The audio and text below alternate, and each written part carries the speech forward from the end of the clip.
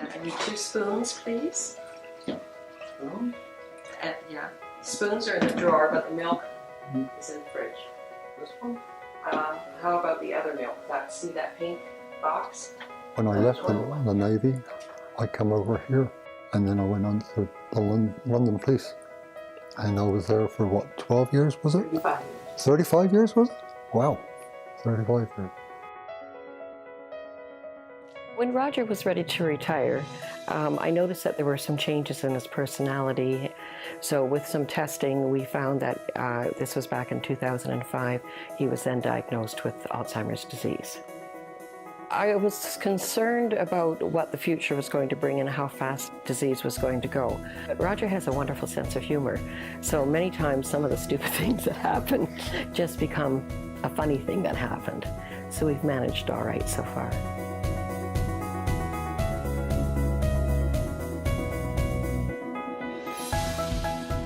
The number of people that are going to be diagnosed with Alzheimer's disease is increasing by huge amounts and will continue to increase over the next decades because the number of people that are entering their 70s and 80s continues to increase. If we don't do something to alleviate the symptoms of the disease or stop the progression of the disease, we're going to have an enormous crisis on our hands in terms of helping all of those people and their families.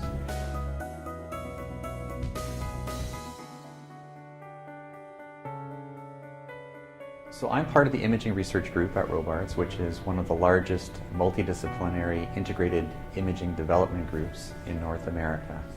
And my work specifically focuses on the development of magnetic resonance imaging markers that could be used for early diagnosis of Alzheimer's disease. So we will have ways of identifying people that we know in 5 years or 10 years will go on to get the disease, but that we can intervene now to stop the progression and stop the destruction of the brain that occurs as the disease progresses.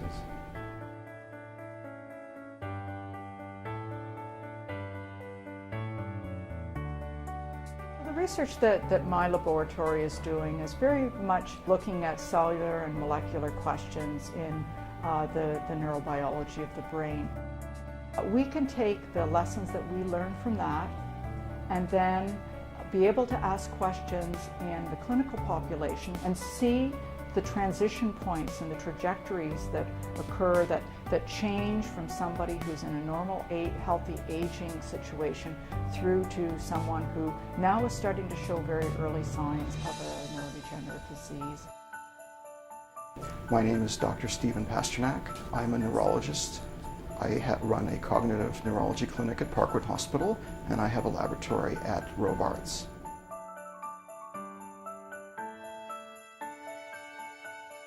For me, it's an important mix. Seeing patients in the clinic gives me focus and sort of keeps me grounded, but really the clinic isn't where the answers are. The answers are in the laboratory. We have basically a number of projects spanning basic science through translational, through diagnostics. There are many, many good ideas being tested now. And our society at all levels, I think we're starting to understand that this tidal wave of patients coming at us is going to be a major challenge for our society. The numbers for Alzheimer's disease are quite alarming because every 60 seconds, every minute, there is a diagnosis of Alzheimer's disease in North America.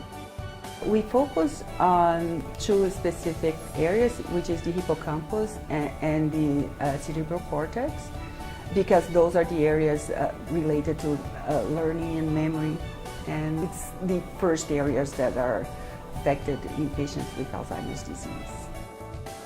We hope that in these next 10 years we can really contribute to find something to postpone or retard the disease, if not to prevent it.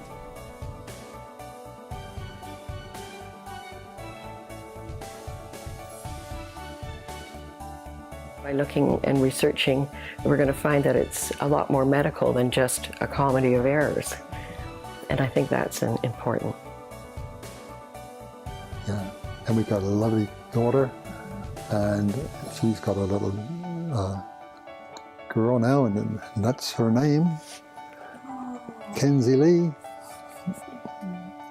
No, but life is good. It really is.